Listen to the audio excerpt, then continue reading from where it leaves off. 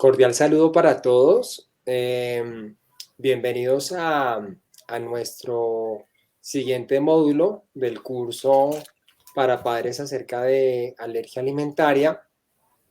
Y en esta ocasión vamos a comenzar a tocar temas súper interesantes y es hablar de todo el impacto desde el punto de vista nutricional.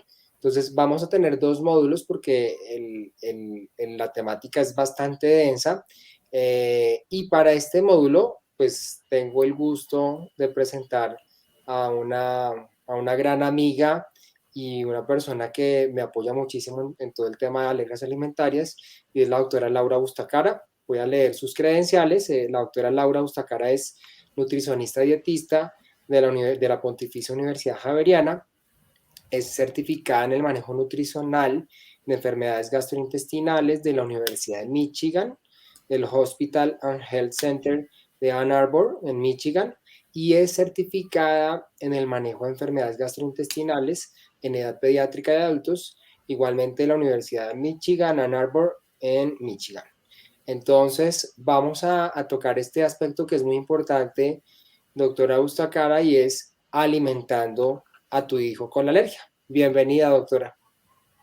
Muchas gracias a todos, bienvenidos a este hermoso módulo que es referente al tema de alimentación, que es como lo que siempre nos preguntan los papás, y ahora qué vamos a comer y cómo vamos a llevar la dieta, ya sea de la mamá que está lactando, del niño que está empezando a comer. Para mí es un placer poder hoy estar con ustedes y poder darles herramientas, ayudas, educación, porque definitivamente la alergia es un proceso de educación en nuestras familias. Así que pues espero que les guste mucho, que puedan absorber todos estos conocimientos que voy a transmitirles el día de hoy.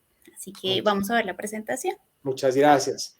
Entonces, como lo hemos venido haciendo en los módulos anteriores, pues esto va a ser dinámico y la idea es hacer preguntas y responder cosas de lo que cotidianamente nos hacen en la consulta, ¿sí? Entonces, vamos a comenzar con la primera pregunta, Laura, y es,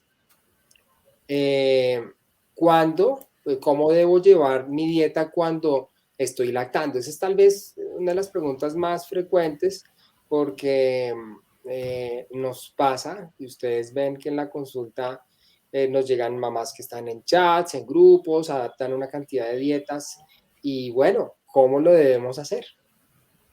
Bueno, pues quise traer esta imagen porque cuando el bebé es diagnosticado con alergia alimentaria, nuestro pediatra, nuestro gastroenterólogo nos dice, pues debe suspender la proteína de leche de vaca. Y ahí empieza una serie de preguntas, empezando por la abuelita. ¿Y cómo va a hacer eso si eso no existía en mis tiempos, por ejemplo? O el papá puede decir, pero ¿será que ese médico sí sabe? Veamos una segunda opinión, yo creo que eso no es así. El abuelito puede decir, no, pero un poquito eso no hace daño, esos médicos son muy exagerados. Y la mamá dice, ¿y ahora qué voy a comer? Si todo me lo quitara. Así que ahí llega el tema de la alimentación, porque definitivamente eso es algo que nos asusta y es lógico porque venimos de una tendencia de consumo de lácteos, de quesos, de yogures y cuando nos dicen que debemos quitar los lácteos o que tenemos que quitar la proteína de leche de vaca, pues realmente uno no sabe a lo que se enfrenta en este proceso. ¿Y qué es importante? Esta dieta de alimentación en alergias ha tomado muchos nombres. La dieta del amor, que está muy caracterizada en los grupos de mamás, porque definitivamente hay que tener mucho amor en este proceso, esto no es nada fácil. La dieta del monte, algunos gastropediatras, amigos míos, la llaman así como la dieta del monte, la dieta de la tierra, porque nos toca comer lo que se cultiva, o la dieta de la tierra a la mesa. ¿Qué es importante mantener en esto y por qué pongo estas imágenes? Porque nosotros aquí tenemos como una diversidad. En Colombia tenemos una diversidad de frutas, verduras, carbohidratos, cereales, y es importante que cuando empezamos este proceso, lo más sano es lo que nosotros hacemos, lo que nosotros fabricamos, lo que con nuestras manos ponemos en ese sartén, en esa olla. Ahorita es mucho más fácil tal vez salir a la panadería, comprarnos un pan, comprar unas arepas ya hechas, pero definitivamente en alergias eso no es tan seguro. Es más seguro lo que tú fabricas, lo que tú pones en los ingredientes.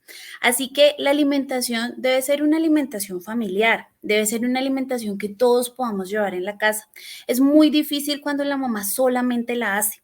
Cuando se une el papá, cuando se une el abuelo, cuando se une la familia es mucho más sencillo porque vamos a ver que hay contaminaciones, hay trazas, pero cuando todos las llevamos es mucho más sencillo.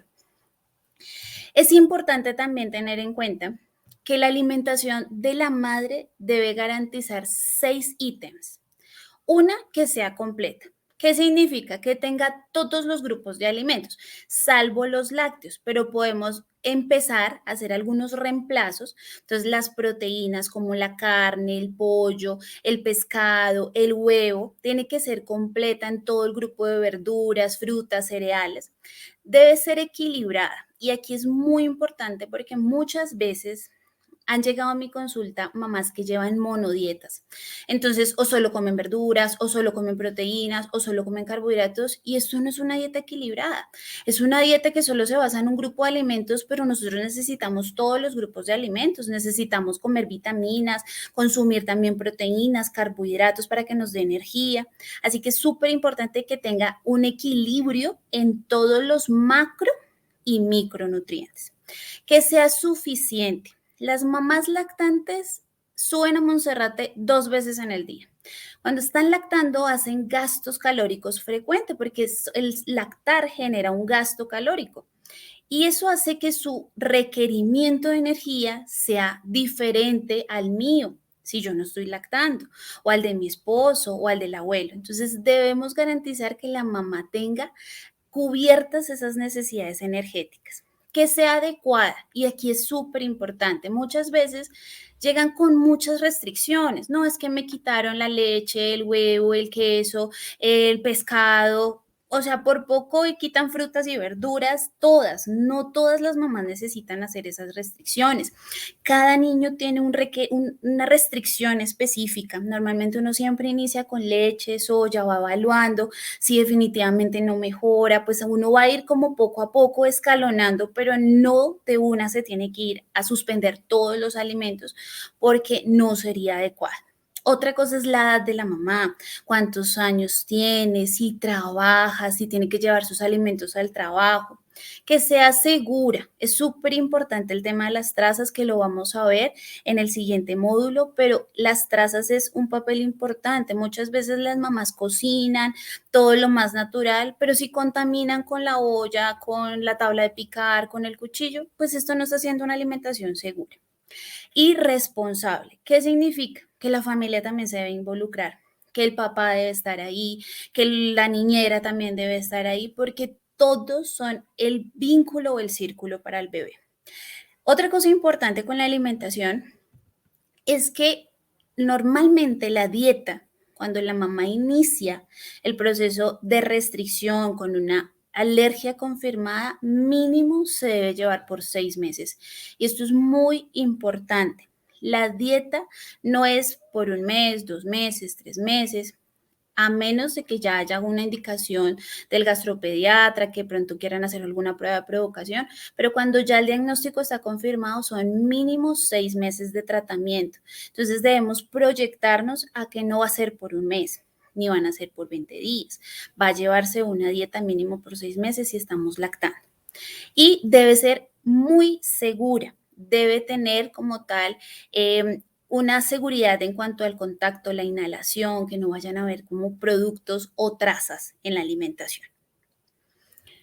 Otra cosa importante, entonces, ¿qué pautas debemos tener? Primero, que sean caseros. Yo puedo desayunarme un caldo de costilla en la mañana, no necesito pan, o puedo consumirme una arepa de arroz con una aromática, una porción de fruta, si no tengo restricción puedo comer huevo, pero también me puedo hacer un arroz con huevo, o por qué no me hago un salteado de verduras. Normalmente a veces estamos muy condicionados a que nuestro desayuno es como muy estructurado: chocolate, pan y queso, huevos, pan y café con leche. No debería ser así, debemos romper como esa cotidianidad, que intentemos lograr colores distintos, que si empezamos a tomar caldito de pollo con papita, está bien, está siendo balanceado, no siempre vamos a consumir caldo de papa, podemos también utilizar otras recetas, otras alternativas, pero es importante que empecemos a romper esa estructura que siempre nos ha ceñido, porque los desayunos es lo más difícil, es como lo más complicado cuando empezamos este proceso, muy ahora que desayuno, pero podemos hacer desayunos que se parezcan a un almuerzo y no va a pasar nada, de que esté estructurado por una nutricionista que te siga como tu requerimiento calórico, porque tampoco vamos a comer un montón en el desayuno si de pronto no está siendo adecuada el aporte calórico y de pronto me empiece a subir de peso. Importante tener claro que este proceso debe ser guiado. ¿Por qué?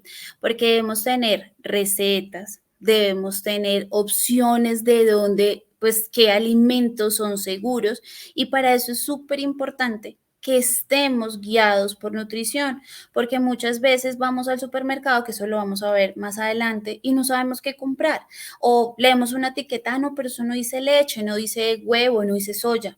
¿Realmente es seguro? Así que debemos tener como una complejidad en este proceso donde le podamos ofrecer alternativas de recetas, de cómo hacer una tortilla, de qué bebidas vegetales se pueden utilizar. Para eso, pues en consulta lo utilizamos.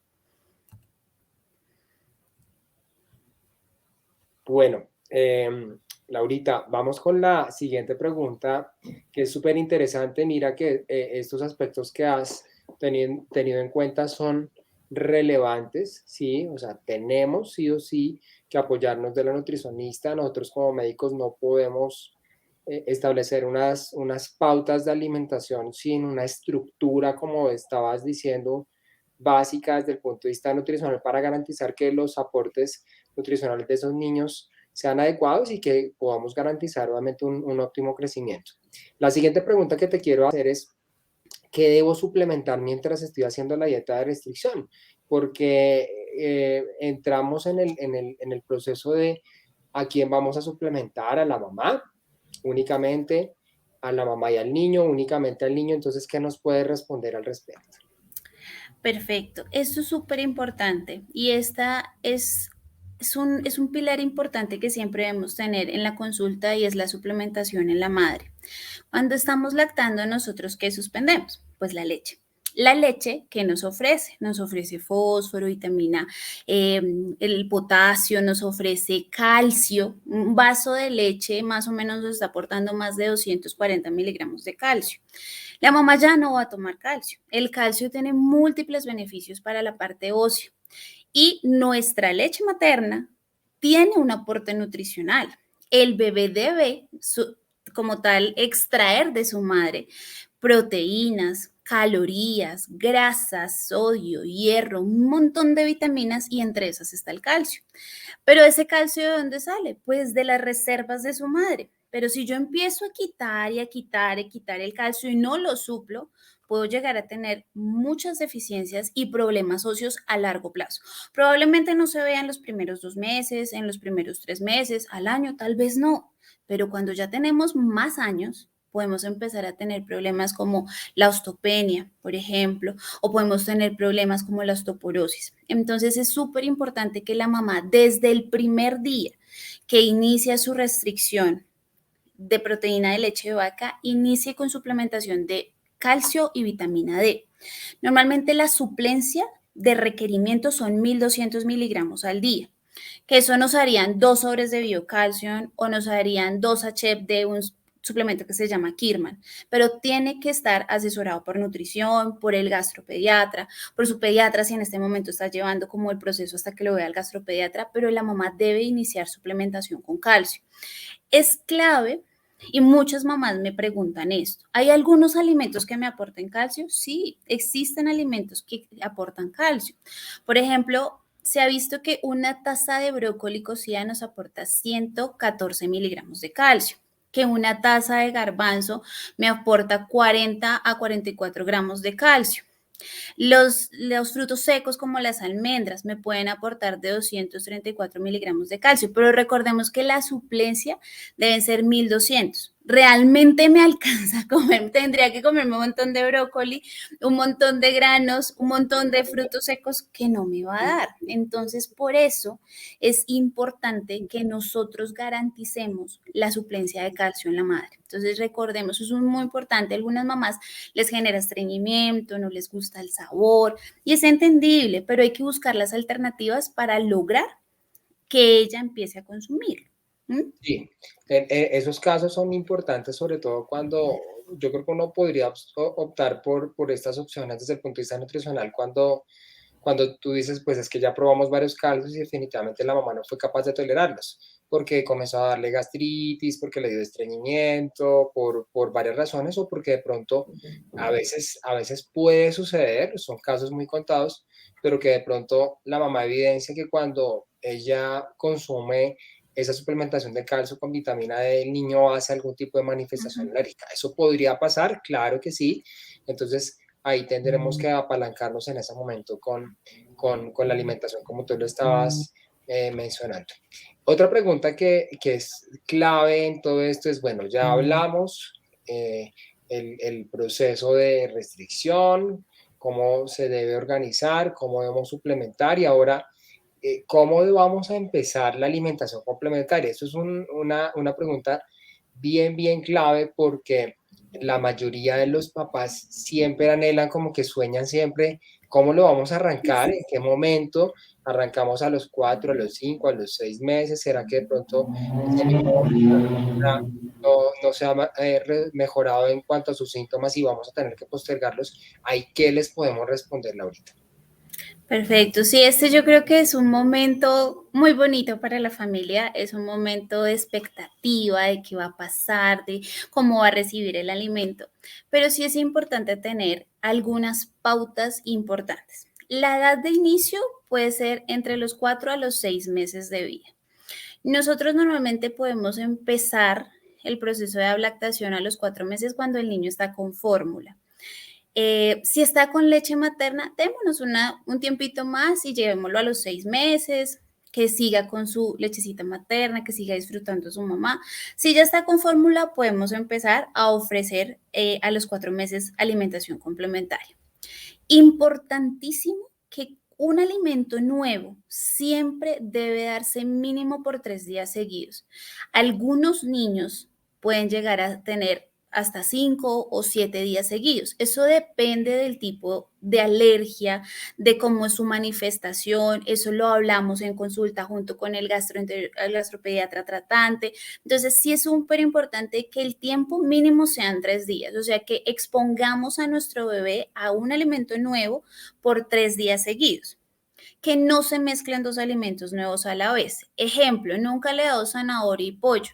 Ay, pero le voy a hacer una cremita de zanahoria y pollo en el mismo momento. No, porque si tu bebé hace alergia, tú no vas a saber si fue a la zanahoria o si fue al pollo que le estás introduciendo en ese momento. Yo puedo mezclar, luego hacer esa mezcla, pero cuando ya mi bebé ha probado la zanahoria y el pollo. Introducir gradualmente, y esto es una pregunta que como que siempre nos hacen, ¿qué doy primero? ¿La verdura, la fruta, la proteína, los carbohidratos, las grasas? Desde nuestra experiencia siempre intentamos manejar como alguna verdura o vegetal que no tenga como un contenido explícito de azúcar. Entonces, casi siempre nosotros empezamos con el aguacate. No siempre vamos a hacerlo en los niños de esa forma. Puede ser otra verdura, pero siempre intentamos utilizar el aguacate. El aguacate en general está categorizado como una grasa, pero también lo podemos llevar como una fruta o como una verdura. Luego pasamos a una fruta, podemos luego pasar a una proteína, un carbohidrato, una grasa, que ya lo vamos a ver ahorita como explícito en una gráfica, pero sí es bueno que iniciemos, normalmente iniciamos con una verdura. Las verduras son ricas en probióticos, en vitaminas, nos ayudan con esa flora intestinal. Las frutas nos ayudan también con la fibra. El estreñimiento es algo muy común al inicio de la alimentación complementaria, por eso es tan importante que los niños también tengan como una variedad de fibra durante ese proceso. La proteína, sin duda alguna, nos aporta un aporte de hierro clave en este proceso porque los niveles de hierro disminuyen a los 6 meses, así que nos toca potencializar con la proteína. Los carbohidratos le dan la energía al niño para que empiece con su parte motora, con su movimiento, y las grasas, sin duda alguna, nuestro cerebro y nuestras neuronas están recubiertas de grasa y es importante, y eso es un temor que muchas veces no les damos aceite de oliva o no les damos alimentos que vengan con aceite vegetal, en este caso sería aceite de oliva. Es importante ofrecerle esos 5 grupos de alimentos en el proceso. No es como solo frutas, solo verduras, solo proteínas. No, debemos 3 días empezar a introducir cada uno de esos alimentos y se van sumando en la alimentación del bebé. El manejo de la alimentación perceptiva. Ahorita estamos rodeados de miles de técnicas. BLW, Bliss, alimentación perceptiva. ¿Qué técnica me sirve? Cada bebé es distinto, cada bebé se comporta diferente, cada bebé tiene un desarrollo diferente. Yo tengo niños que los expongo a una textura gruesa a los 6 meses y perfecto, puede llevarlo, puede cogerlo, pero hay niños que no lo hacen. Entonces debemos entender el comportamiento del bebé. Normalmente nosotros empezamos a hacer transición, vamos de una papilla, luego fino, luego mechadito, luego ya nos vamos a una textura más gruesa, pero sí es importante exponerlos desde lo más básico como una papilla hasta llegar a un finger foods, que es como un trozo más grande. Pero es importante que vayamos dándole como trascendencia a la alimentación, que el bebé se vuelva también autónomo de la alimentación, que lo expongamos a la textura, que se unte. No vamos a estar limpiándolo todo el tiempo, dejémoslo que se unte, que si se untó el ojo, el pelo, dejémoslo. Importante también manejar el tema de la porción. Normalmente iniciamos con 3 tiempos de comida, que puede ser media mañana, almuerzo o media tarde, o media mañana, almuerzo, cena. Eso depende también de las necesidades del bebé, cómo está su estado nutricional. Y la porción va a estar medida en cucharadas soperas. Normalmente podemos empezar a servir una cucharada sopera o 2. Iniciamos con una. Cuando nos vamos con 2, pues puede ser mucho volumen y entonces de pronto nos angustiamos que el bebé no consumió. Los primeros días no van a comer un montón. Hay niños que nos sorprenden y quieren comer y se motivan, pero hay otros bebés que no lo hacen así. Entonces es importante que busquemos que siempre tengamos como tal esa porción definida, 1 o 2 cucharadas soperas. Esto es súper importante y aquí les quiero mostrar cómo uno normalmente lo hace. Entonces, cuando iniciamos la alimentación complementaria, empezamos a decir, vamos a hacer 3 días puré de zanahoria. Los otros 3 días nos vamos con compota de manzana sin dejar la zanahoria. Luego nos vamos 3 días con pollo, sin dejar zanahoria y la compota de manzana. Entonces, ¿cómo yo lo puedo hacer? En el almuerzo, los 3 primeros días le voy a hacer una papillita de zanahoria. En el almuerzo, inicialmente 3 días seguidos. Nos fue bien, perfecto, chuleamos zanahoria. Ahora vamos a exponerlo a fruta. ¿Qué momento lo puedo hacer? Lo puedo hacer en la media mañana. Entonces, tipo 8:30, 9 de la mañana, vamos a hacerle una papillita de manzana, no necesitamos cocinarla, vamos a hacerla ralladita con un rallador de plástico, lo podemos hacer también con una cucharita y la vamos ofreciendo directamente. Pero la zanahoria la sigo dando en el almuerzo. Luego de esos 3 días de manzana, me voy a introducir el pollo. ¿El pollo en qué momento lo voy a dar? En el almuerzo. Entonces vamos a hacerle su papillita de fruta en la mañana, que va a ser la manzana. Vamos a darle ya en el almuerzo su papillita de zanahoria y su pollito. Luego ya empieza el carbohidrato. Entonces el carbohidrato va a ser el puré de papa.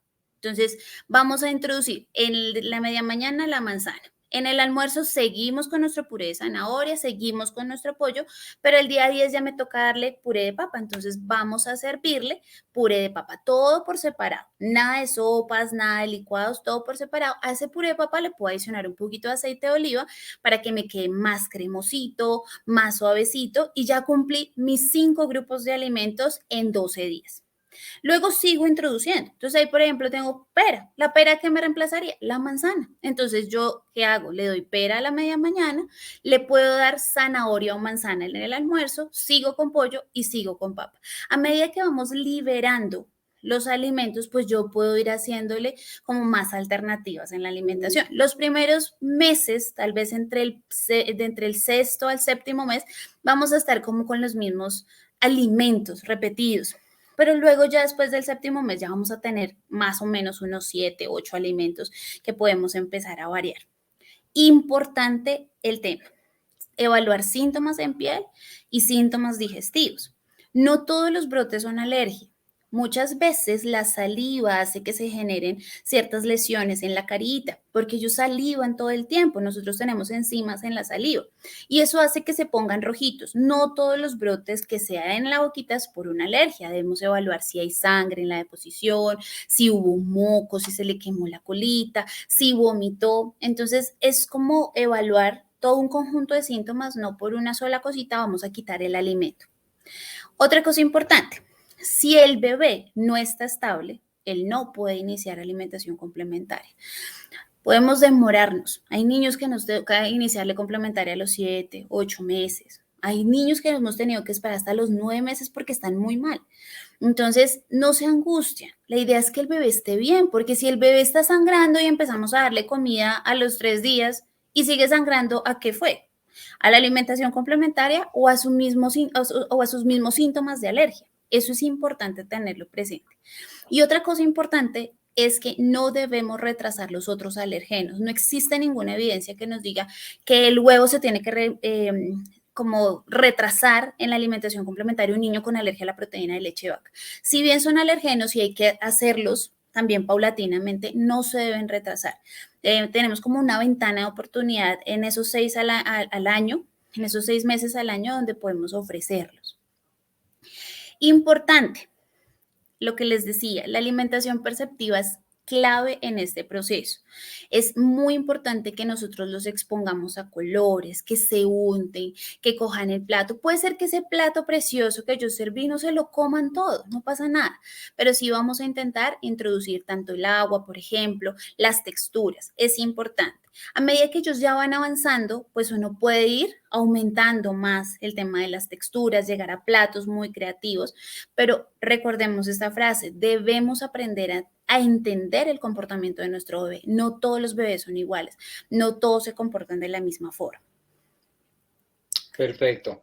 Mira que estos datos son súper importantes porque como tú lo estabas mencionando al final, debemos esperar a que ese niño esté completamente estable para iniciar la complementaria. A veces yo sé que tenemos afán y incluso algunos colegas, aún viendo que el niño está descompensado, está sangrando, comienzan con los alimentos y si eso pasa, pues obviamente vamos a generar más confusión porque no vamos a saber si fue que la mamá consumió algún alimento que indujo el sangrado o si fue ese alimento nuevo el que pudo haber generado ese tipo de situaciones. Entonces, no hay que afanarnos, todo será en su momento preciso, pero sobre todo garantizar que ese niño esté estable para el momento de la incorporación. Y como tú estabas diciendo, no vamos a retrasar ningún otro alergeno alimentario, salvo que ya tengamos evidencia en ese momento en el cual encontremos algún otro, como el huevo, como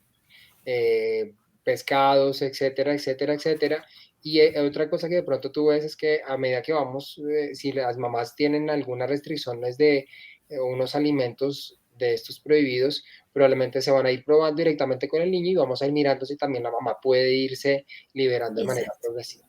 Tengo otra pregunta, Laurita, y es, ¿qué tipo de fórmulas especializadas existen en el caso que no pueda lactar? Partiendo de algo, y eso sí es una premisa que ustedes saben, y es que pues, la leche materna es única y no se puede homologar desde ningún punto de vista, pero hay unas condiciones claras en las cuales sí vamos a requerir una fórmula, porque esta es una fórmula con propósitos médicos especiales, que son fórmulas hipoalergénicas. ¿Qué podemos hablar al respecto, Laurita? Bueno, entonces hay algo importante y es que las guías nos mencionan que cuando tenemos un niño con alergia alimentaria, como que nuestro inicio debe ser con una fórmula extensamente hidrolizada. De hecho, se ha visto que más del 90% de los pacientes responden positivamente, o sea, mejoran sus síntomas cuando le damos esta fórmula extensamente hidrolizada. ¿Qué significa esta fórmula? Entonces vamos a hacer de cuenta que es una bolita de tenis, la proteína de leche de vaca, pero que fue rota en muchos pedacitos, o sea, se rompió. Y eso hace que tengan mejor tolerancia el bebé. Eso es algo como muy educativo, porque eso va mucho más allá. Eso es un tema de biología, biomolecular, pero para que me entiendan los papás, es que esa proteína que es muy grande, ya no es así de grande. Está rota en muchos pedacitos, es totalmente o extensamente hidrolizada y eso hace que tenga mejor tolerancia. Tiene una fuente de suero o de caseína como tal, o sea, viene de la leche, pero está rota y hace que los niños, o sea, que esa sea nuestra primera lección, una fórmula extensamente hidrolizada. Pero si el niño no responde positivamente a esa fórmula, nosotros vamos a pasar a una fórmula elemental. O sea, ¿qué significa? Que ya no tenemos esa proteína, sí, nos toca hacer una fórmula a base de aminoácidos. Esta es una fórmula que ya se procesa en un laboratorio. Realmente estos son casos donde existe una alergia múltiple, donde no responden positiva a una fórmula extensamente hidrolizada. Tenemos anemia, desnutrición, estos niños que no ganan peso adecuadamente, que tienen tal vez diagnósticos como alergias como la FIPS, esofagitis eosinofílica, anafilaxia, o sea, son alergias mucho más fuertes. La fórmula de soya no está recomendada. Las guías nos dicen no la utilicen en menores de 6 meses. Primero porque pueden haber reactividades cruzadas, que eso es como una de las partes que vamos a hablar ahorita más adelante. La soya tiene el mismo tamaño o el peso molecular de la proteína de leche de vaca y en niños hacen respuesta, casi el 30% de los niños con alergia alimentaria pueden llegar a hacer una respuesta como cruzada a la soya. Entonces es importante que no se utilicen en menores de 6 meses. Pero en niños más grandes podrían utilizarse en estas fórmulas, pero inicialmente uno se va con una fórmula extensamente hidrolizada. Luego, si no mejora el bebé, pues pasamos a una fórmula elemental. Entonces, es importante eso, aclarar. Hay fórmulas extensamente hidrolizadas que vienen o proceden dentro de su proceso de la leche de vaca. También hay fórmulas de arroz y también hay, pues en esos casos donde no responden, ahí utilizamos, se llaman fórmulas de aminoácidos que son muchísimo más complejas. Es como el top de esas cuando ya se utilizan para casos severos. O sea, no todos los niños van a requerir, solo un porcentaje muy pequeño, hay que ser muy cautelosos también, porque yo sé que los grupos y las amigas pues solamente recomiendan y hay que ser cautelosos porque esto tiene que ser bajo prescripción médica. Yo te tengo otra pregunta y es, ¿cuándo, cuándo y cómo pruebo de nuevo ese alimento restringido? ¿Cómo lo hacemos en esos casos? Perfecto, entonces si tenemos una restricción a proteína de leche de vaca, lo que se recomienda es que durante esos primeros 6 meses, o sea, cuando el bebé ya se ha estabilizado, no le demos ningún reto. Ya después de 6 meses o un año, depende también el paciente, se va a reincorporar ese alimento. Debe estar guiado, autorizado por el equipo multidisciplinario, que viene siendo el gastropediatra, alergología, nutrición, porque muchas veces como que de pronto no damos el tiempo necesario para que la mucosa intestinal se regule, para que toda su parte inmunológica se regule y los retamos antes y puede ser un reto fallido. Normalmente se esperan 6 meses. Algunos niños cuando tienen las pruebas y que empiezan con sus pruebas, sus inmunocaps muy elevados, pues hay que estar pendientes de las pruebas hasta que esas pruebas no se negativicen en algunos casos, hasta que no se dé la autorización de alergología, no se puede, pero mínimo son 6 meses o hasta que pues la alergia ya sea pues mediada pueda resolverse. Otra cosa importante es que los retos, sobre todo de leche, van escalonados. No es como ya me liberaron y yo voy como lo que sea, si estoy lactando o a mi bebé le voy a dar queso o yogur. No siempre tienen que ir en una escalera, que empiezan con horneados, luego quesos, luego yogur y luego empiezan a hacer cambio de fórmula. Pero es un proceso dirigido, no puede ser como tan libre. Date cuenta como tú lo estás diciendo. Y el reto tiene que ser acompañado, primero concertado con todo el equipo de trabajo y tiene que ser obviamente también concertado con los padres, ¿sí? ¿Cuál es el momento? Nos fuimos de viaje, no, espérense un momento, váyanse a viajar, que ustedes se sientan seguros que están en la casita donde tienen un control de toda la situación y no que de pronto en pleno reto se vayan a algún lado y se lo deleguen a alguien más, porque obviamente es una responsabilidad bastante grande al respecto. Y la otra pregunta es, bueno, ¿con qué alimentos puedo sustituir ese alimento restringido? Porque uno dice, bueno, yo elimino, claramente como tú lo estás mencionando, pero ¿cómo puedo reemplazar eso? Específicamente la leche, que es tal vez el alérgeno más frecuente. Bueno, hay algo importante y es que la leche tiene pues múltiples micronutrientes, o sea, es rica en vitamina B12, fósforo, calcio. Y esto es importante, que la leche no se reemplaza con ninguna bebida vegetal. Cuando yo voy a hacer el reemplazo de los micronutrientes, lo puedo hacer con un suplemento de calcio. Si yo voy a utilizar alguna bebida vegetal, es una bebida que algunas están enriquecidas con calcio y algunos micronutrientes, pero no reemplaza la leche como alimento. Bueno, solamente como un ingrediente de las preparaciones podríamos utilizar algunas bebidas vegetales, preferiblemente hechas en casa. ¿Por qué? Porque hay muchas que están contaminadas.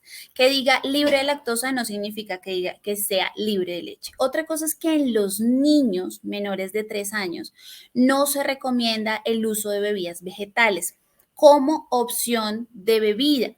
Se puede utilizar para las preparaciones, pero no les reemplaza la bebida que ellos necesitan, ni la lactancia, ni la fórmula. Eso es muy importante porque hemos visto en casos que muchas veces generan como tal esos reemplazos y no es adecuado. Otra cosa es cómo puedo sustituir el huevo. Por ejemplo, si yo tengo una alergia, yo puedo utilizar el huevo, o sea, sustituirlo por una fuente de proteína de origen animal, pollo, carne, pescado, cerdo. Pero si yo lo voy a utilizar como sustituto de preparaciones, es distinto. Entonces yo puedo utilizar, por ejemplo, el puré de manzana, el puré de banano, la mantequilla de maní para poder hacerlas en preparaciones, hasta el puré de auyama. Todas estas me sirven para homogenizar la masa. También utilizamos para preparaciones saladas, sobre todo horneados. Tenemos una receta que es la aquafaba, que más adelante la chef Sandra en algún módulo nos va a explicar cómo se hace. También tenemos el sustituto, que son las semillas de chía hidratada, que nos sirven es para homogenizar. No es que me den el aporte nutricional del huevo, sino es más para homogenizar. Una cucharita de polvo de hornear más una cucharada de agua y una cucharada de vinagre también me permite darle emulsión a la masa. Entonces es importante que sí existen sustitutos para poder introducirlos como ingredientes en las preparaciones. Pero si yo voy a reemplazarlo como proteína, el huevo, por ejemplo, mamás que tienen restricción al huevo, en el desayuno siempre deben incluir una proteína de origen animal o de origen vegetal, frijol, lenteja, garbanzo o pollo, carne, pescado, cerdo. Eso es muy importante tenerlo presente, porque muchas veces ahí como que nos quedamos corticos en qué podemos utilizar. Perfecto, gracias. Esa información es clara. Eliminamos, pero ya sabemos con qué alimentos podemos reemplazar, que también puede ser que de pronto en algunos casos no tengan el mismo valor nutricional, pero si los combinamos con otros, obviamente podemos llegar a esos aportes que requerimos.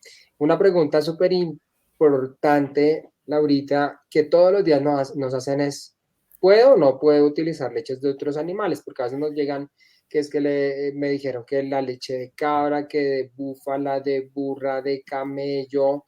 ¿Qué podemos responder ahí definitivamente? Bueno, efectivamente no. No, no podemos reemplazarla por ninguna bebida de animales, porque se ha visto y los estudios nos muestran que hay un proceso de reactividad cruzada. ¿Qué es eso? Eso es un fenómeno que ocurre cuando la partícula, solo los explicaba con la soya, es muy similar a la proteína de leche de vaca. Entonces, ¿qué pasa? Que se ha visto que, por ejemplo, el 92% de los casos como la reactividad con leche de cabra, se ha visto un 4% con leche de yegua, el 85% con leche de oveja. ¿Por qué? Porque las proteínas son muy similares, entonces hay reactividad cruzada. El organismo del bebé dice, sí, el organismo del bebé cuando es recibida por leche materna y se ve que esto se parece igual a la leche, ataquémoslo igual, porque mide igual, pesa igual. Eso pasa con la soya y pasa con las bebidas de los animales. Perfecto. Y otra pregunta que también es frecuente y estamos ahorita en el boom de las bebidas vegetales y es si definitivamente podemos o no utilizar bebidas vegetales. ¿Qué nos No, dicen ahorita las nuevas guías? Porque hay posicionamientos recientes de hace del 2019-20 por parte de la Sociedad Norteamericana de Gastropediatría que nos dice que definitivamente no se deberían utilizar, pero ¿cuál es tu posición como nutricionista? no, no debemos utilizarlas. Volvemos a reiterar, no, las bebidas vegetales es una bebida, no es una leche, no es una fórmula, no es un complemento nutricional, no tiene la fortificación en macro y micronutrientes. Entonces, ¿qué se ha visto? Que los niños empiezan a caer en desnutrición cuando empiezan a consumir estas fórmulas, estas bebidas vegetales, perdón. Importante que tengan claro que estas bebidas, por ejemplo, tienen menos cantidad de potasio, fósforo, que son nutrientes y minerales que nos ayudan mucho en la absorción de calcio. Entonces puede decir, no, enriquecidas con calcio, pero ¿qué tanto calcio se va a absorber si no están fortificadas como deben ser? Entonces, en menores de 3 años no debemos utilizar las bebidas vegetales, debemos garantizar la fórmula, debemos garantizar la lactancia materna, pero no debemos utilizar bebidas vegetales como bebida principal, sino como ingrediente. Como les decía, si yo quiero hacer un pancake, pues puedo poner un poquito, pero si también tengo fórmula, pues mejor, me va a enriquecer más esa masa, puedo utilizar la fórmula que el bebé está consumiendo y voy a tener mayor aporte de nutrientes, mejores aportes de vitamina y no necesito una bebida vegetal que no me aporta nada más que azúcares. Bueno, pues damos finalización a este módulo número 3. Laurita, creo que tenemos pues muchísima tela que cortar. Como muchos de ustedes saben, pues obviamente esto es de preguntas y respuestas, obviamente con un soporte y un sustento científico por parte de los especialistas en el tema. Entonces, obviamente, pues vamos a tener un espacio para responder o aclarar aquellas inquietudes que a través de estos módulos no hayan sido aclaradas de manera completa o si quieren que de pronto ustedes, papás, profundicemos un poco más en el tema. Entonces, ahorita te agradezco muchísimo por acompañarme en este módulo. Nos vemos en el próximo módulo, que va a ser el módulo 4 donde vamos a seguir respondiendo otras preguntas acerca de toda la parte nutricional. Muchísimas gracias. Muchas gracias. Gracias.